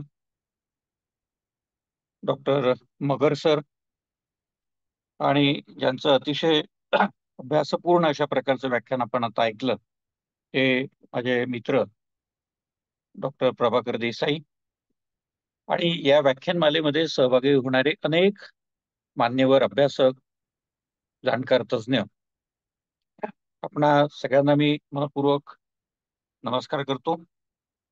आणि डॉक्टर देवळणकरांना मी एक चालता चालता आधी एक प्रश्न विचारतो की इतक्या चांगल्या व्याख्यानानंतर अध्यक्ष भाषण ठेवण्याची काहीच अशी आवश्यकता तुम्हाला का वाटावी? याचं कारण असं की एक चांगलं व्याख्यान ऐकल्यानंतर म्हणजे शेवटचा गोड पदार्थ खाल्ल्यानंतर तो बराच वेळपर्यंत जिभेवर तरळत राहावा असा एक प्रघात आपल्याकडे आहे आणि तो आनंद मीही घेऊ इच्छित होता. प्रभाकरनी अतिशय जाणीवपूर्वक अभ्यासपूर्ण अशा प्रकारे या सगळ्या विचारांची मांडणी केली. तेव्हा मी अध्यक्ष भाषण या अर्थाने म्हणून बोलत नाही, पण या अनुषंगाने अनेक विषय, अनेक प्रश्न हे माझ्याही मनामध्ये निर्माण होत असतात सातत्याने. आणि आज त्याला थोडीशी एक एक 5 ते 10 मिनिटाच्या अवधीमध्ये थोडीशी वाट मोकळी करून येण्याचा एक प्रयत्न करतो. खरं म्हणजे मराठी भाषेला अभिजात भाषेचा दर्जा मिळावा ही 2013 पासूनची मला वाटते मागणी होती. अनेक भाषांना अभिजात भाषेचा दर्जा मिळत होता आणि त्यामुळे मराठी बांधव हा काहीसा अस्वस्थ होता आणि त्यासाठी काही संघटनांचं गठन पण आपल्याकडे झालं. अधिक महत्वपूर्ण अशा प्रकारच्या पुराव्यांची मागणी जी असायची ती आपण त्याची पूर्तता केली. तर याला 4च गोष्टी महत्वाच्या असतात. त्याचा उल्लेख डॉक्टर देसाईंनी मगाशी केला की एक प्राचीनता, मौलिकता, वाङ्मय परंपरेचं स्वयंभूपण आणि आजची परिस्थिती, म्हणजे आजची वाङ्मयीन अवस्था मराठी भाषेची.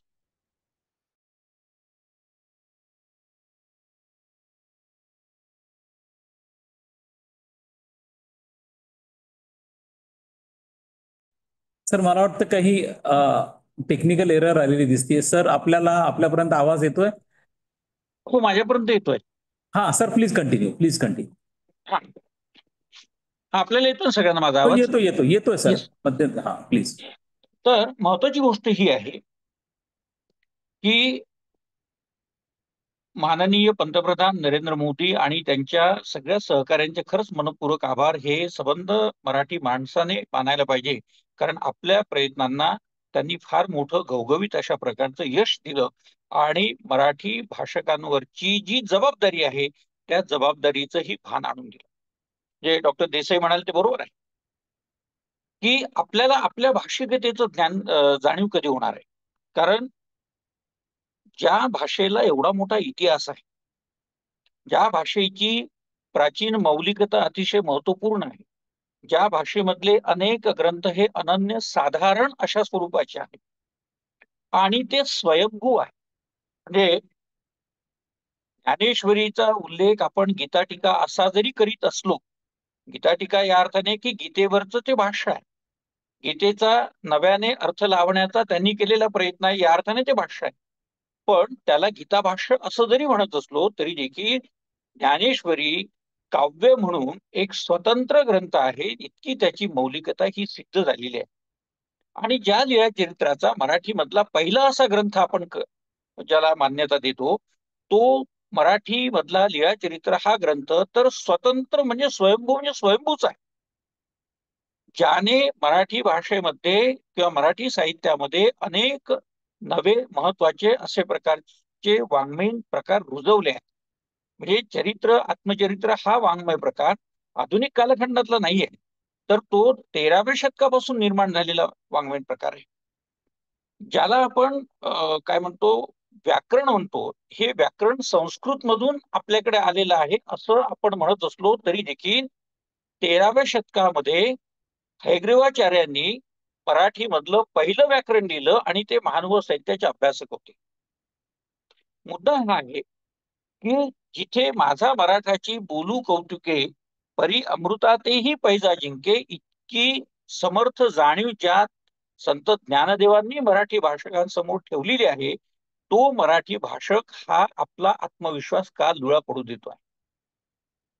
आता ज्या 2-3 गोष्टी मला सांगायच्या होत्या, म्हणजे अभिजात भाषेच्या अंगानेच आहे अशातला भाग नाही. डॉक्टर देसाईंनी त्या संदर्भात आधुनिक व्यवस्थेपर्यंत अनेक मुद्दे आणून ठेवलेले आहेत. हे फारच महत्वाचं आहे. पण ज्ञानदेवांचा आत्मविश्वास कमी पडला नाही. महानुभावांनी किंवा एकूणच संतांनी मराठी भाषेला ज्ञान भाषेचा दर्जा तेव्हा दिलेला आहे ज्या वेळेला संस्कृत भाषेमधून ज्ञान परंपरा तुमची सुरू होती, त्यावेळेला मराठी भाषेला ज्ञान भाषेचा दर्जा दिला आणि तुमचा अस्मात कस्मात मी नेणेगा माझं मराठीची पुसावे अशा प्रकारची भूमिका महानुभाव संतांनी मांडली. आणि अमृतातेही पैजा जिंकणारी भाषा आहे म्हणून जिचं वर्णन ज्ञानदेवांनी केलं, ती मराठी भाषा बोलण्यामध्ये आज आम्ही का कमी पडतो? याचं एक महत्वाचं कारण असं आहे की आपला भाषिक आत्मविश्वास हा कुठेतरी लुळा पडतो आहे. आणि तो का पडतो आहे? तर त्याचं एक महत्वाचं कारण असं आहे की इंग्रजी भाषेसंबंधीचा आपला जो समज झालेला आहे तो समज आपल्याला मातृभाषेचं भाषिक भान ज्याला आपण म्हणतो तो येऊ देत नाही. काय येऊ देत नाही? तर इंग्रजी भाषेमधून आपली मुलं शिकली म्हणजे ती खूप ज्ञानी होतात, खूप हुशार होतात अशी एक समज, ज्याला मी गैरसमज म्हणेन, असा एक समज समाजामध्ये रुजलेला आहे.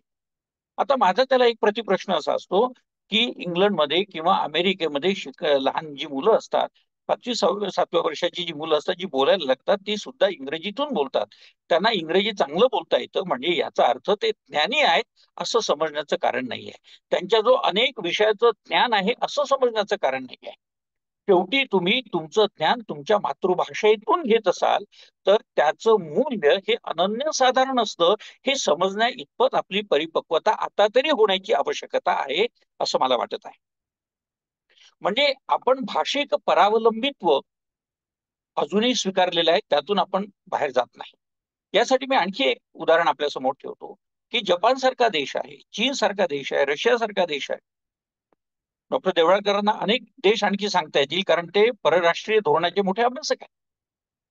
अशा प्रकारचे अनेक देश आहेत की ज्या देशांमध्ये त्यांच्या मातृभाषेमधूनच सगळं अध्ययन, अध्यापन, संशोधन हे चालत आलेलं आहे.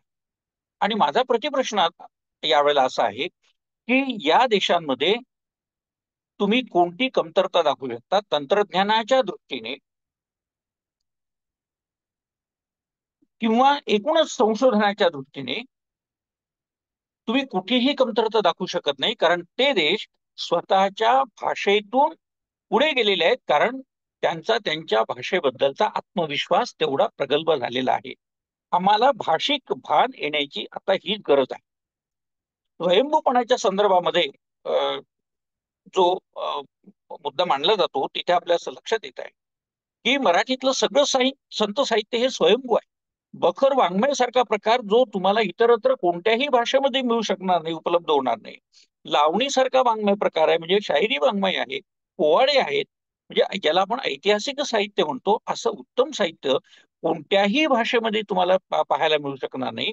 इतकी जर समृद्धता मराठी भाषेमध्ये असेल तर त्याचा विचार करण्याची गरज आलेली आहे. पाणिनीने इसवी सन पूर्व 500 वर्ष मला वाटते एक महत्वाचा सिद्धांत सांगितलेला आहे, आणि तो म्हणजे तो सिद्धांत असा आहे की सहितस्य भावः साहित्य आणि हितेन सहितम. सहितस्य याचा अर्थ असा आहे की जो मानवी जीवनाच्या संदर्भात मानवी जीवनाच्या हिताचं विवेचन करणारं जे कोणी असेल ते साहित्य श्रेष्ठ असतं. मराठी भाषेच्या किंवा एकूणच साहित्या संदर्भात मी असं म्हणेन की कोणतंही साहित्य, म्हणजे पुन्हा आणखी मुद्दा मांडतो आहे की केवळ मराठी भाषकांनाच नाही तर आपल्याकडच्या अनेक भाषांमधल्या लोकांना भाषिक भान आलेलं नाहीये. त्यातल्या त्यात दाक्षिणात्य भाग हा अधिक पुढे गेलेला आहे, कारण ते त्यांच्या भाषेविषयीचा अधिक आदर ठेवतात. शक्यतो त्यांच्या भाषेमधूनच ते बोलण्याचा प्रयत्न करतात, हे अधिक महत्वाचं आहे.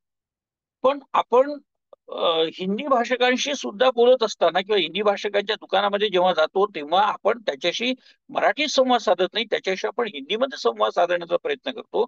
त्याचं कारण नेमकं काय आहे हे विचारात घ्यायला पाहिजे. म्हणजे खरं तो आपल्याकडे जर आला असेल तर त्याने मराठी भाषा समजून घ्यायला पाहिजे.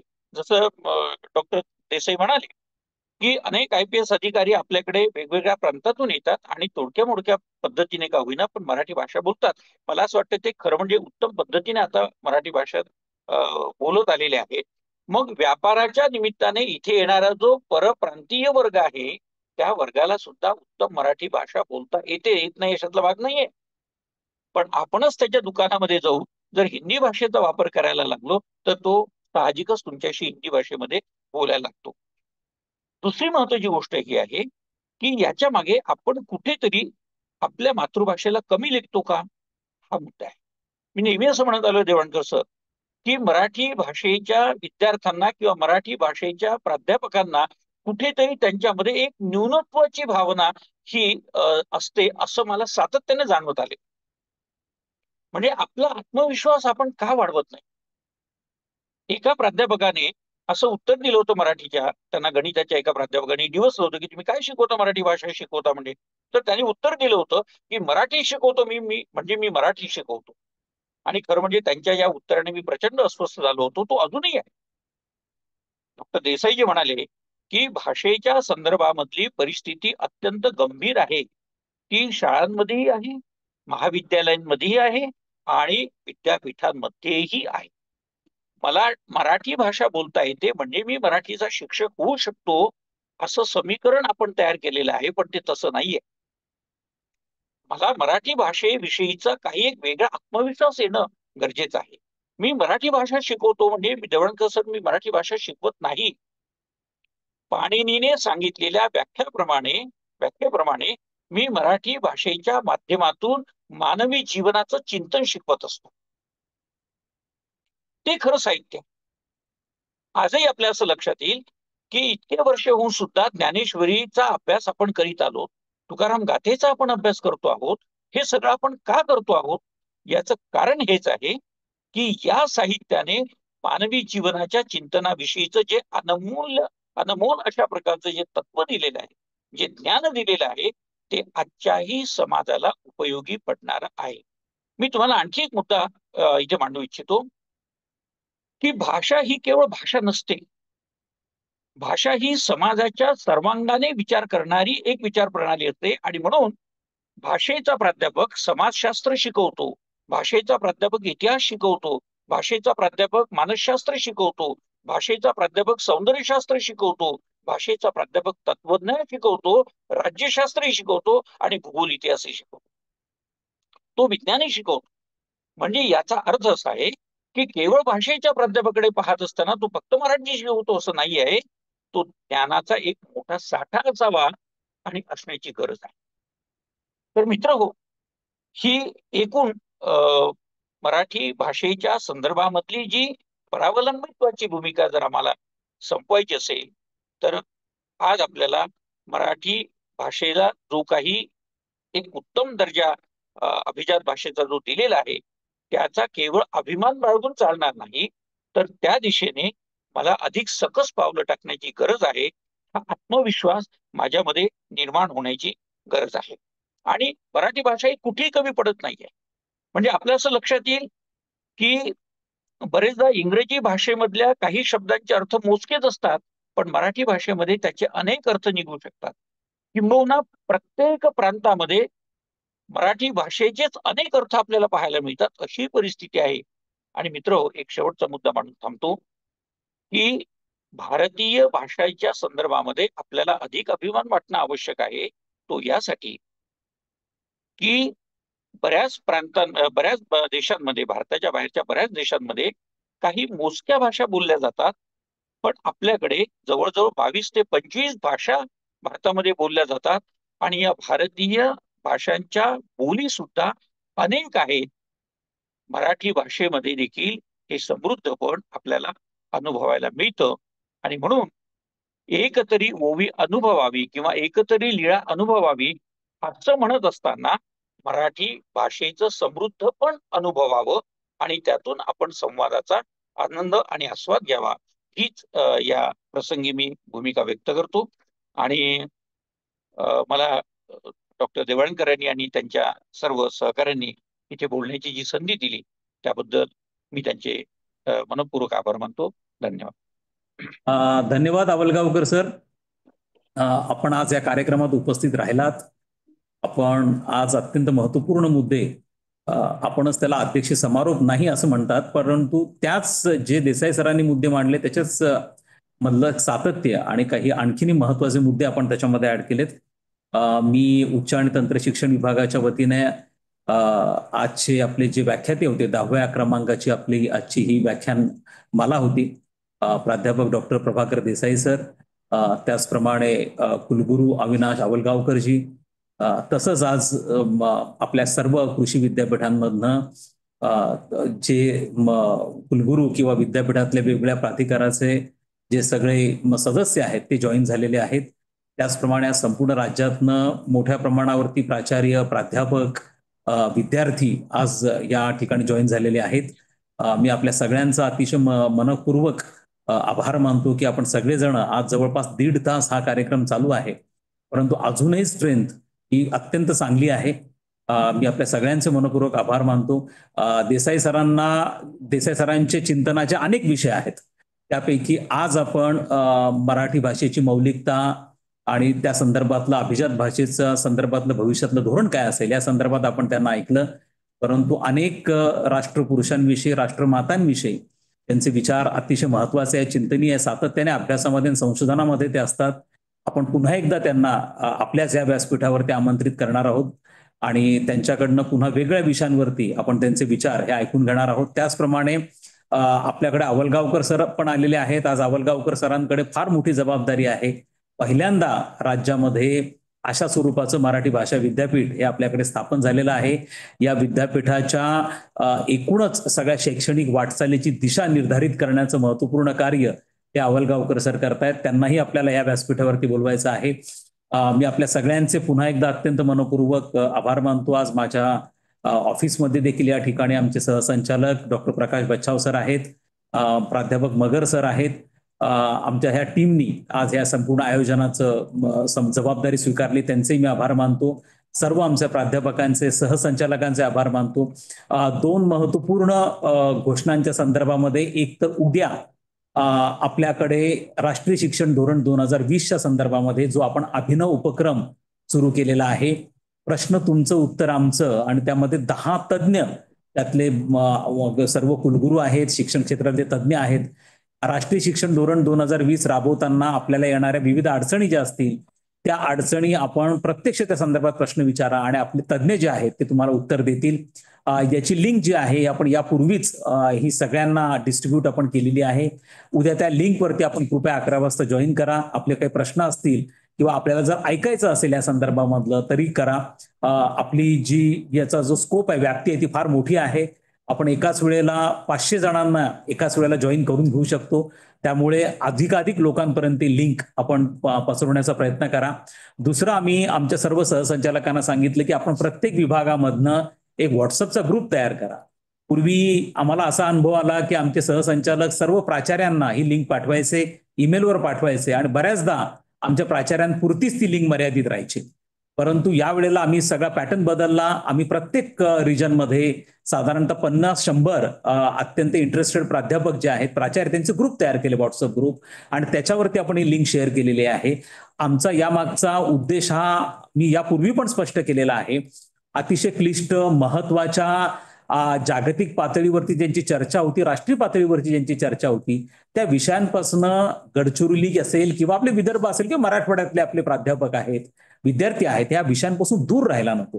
त्यांना देखील भाषेचं त्याच्यामधलं कोणत्या अडथळा नको. आपल्या मराठी भाषेमध्ये सोप्या पद्धतीने हे सगळे विषय हाताळले गेले पाहिजेत, जेणेकरून आपल्याला सगळ्यांच्या ज्ञानाती भर पडणार नाही, तर आपण त्याच्यामधले सक्रिय सहभाग घेईल या सगळ्या प्रक्रियेमधला. त्या दृष्टिकोनातनं आपण ह्या व्याख्यानमालेचं आयोजन करत असतो. त्यामुळे याची लिंक आपण पुढच्या शुक्रवारी देखील आपल्याला अशाच स्वरूपाचं, याच्यात अखंडितपणे आपण ही परंपरा चालू ठेवलेली आहे. पुढच्या शुक्रवारी परत एक नवा विषय असेल, एक नवीन तज्ज्ञ असेल, आणि जो आपल्याला सगळ्यांशी परत एकदा संवाद साधणार आहे. त्यामुळे पुन्हा एकदा आपण सगळेजण पुढच्या शुक्रवारी भेटणार आहोत. उद्या NEPच्या बाबतीमध्ये 11 वाजता पुन्हा आपण सगळेजण, ज्यांना इंटरेस्ट आहे, ज्यांना प्रश्न आहेत, ते सगळेजण कृपया जॉईन होऊ शकतात. त्यामुळे 2 अतिशय महत्वपूर्ण अशा स्वरूपाच्या आपल्या ज्या घोषणा होत्या. आणि तिसरं, आज अनेक प्राचार्य या ठिकाणी जॉईन झालेले आहेत. मी जसं सांगितलं होतं की आपण वाचन संकल्प महाराष्ट्राचा हा अत्यंत अभिनव उपक्रम 1 जानेवारी ते 15 जानेवारी या दरम्यान संपूर्ण राज्यामध्ये राबवला, ज्याच्या अंतर्गत हजारो किंबहुना लाखो विद्यार्थ्यांनी एका पुस्तकाचं वाचन केलं, त्याचं परीक्षण केलं. आता त्या संदर्भामधली जी सगळी माहिती आहे ती सर्व प्राचार्यांना आम्ही सहसंचालक कार्यालयामध्ये जमा करायला सांगितलेली आहे, आणि ती जमा करणं अत्यंत गरजेचं आहे. हा एक अँबिशियस प्रोजेक्ट आहे, ज्याच्या माध्यमातून इतर राज्यांमध्ये पण त्याचं आपल्याला व्यवस्थितपणे त्याचं अनुकरण करता येईल अशा स्वरूपाने एक भाग म्हणून आपल्याला त्याचं एक मॉडेल क्रिएट करायचं आहे. एक शेवटची अत्यंत महत्वाची माहिती आपल्याला द्यायची आहे, ज्याचा उल्लेख मी पण केला, त्याचा उल्लेख प्रभाकर देसाई सरांनी पण आपल्या भाषणामध्ये केला, की आजपासून पुण्यामध्ये फर्ग्युसन महाविद्यालयाच्या पटांगणावरती 3रं मराठी विश्व साहित्य संमेलन याचं आयोजन केलेलं आहे. आजपासून सुरुवात झालेली आहे. सन्माननीय मुख्यमंत्री महोदयांनी आज त्याचं उद्घाटन केलेलं आहे. आज, उद्या आणि परवा 3 दिवस त्या ठिकाणी फार मोठ्या प्रमाणात पुस्तकांचे स्टॉल्स आहेत, विविध विषयांवरती चर्चा होणार आहेत. मला असं वाटतं आवलगावकर सर हे रविवारी त्यांचं व्याख्यान त्याच्यामध्ये ठेवण्यात आलेलं आहे. अनेक साहित्यिक आहेत, लेखक आहेत, हे सगळेजण त्या ठिकाणी येणार आहेत. तर कृपया माझं आव्हान आपल्या सगळ्यांना आहे की आपण देखील या विश्व मराठी साहित्य संमेलनामध्ये आपली उपस्थिती नोंदवावी. त्या ठिकाणी मोठ्या प्रमाणात पुस्तकांची आणि विचारांची देवाणघेवाण होणार आहे.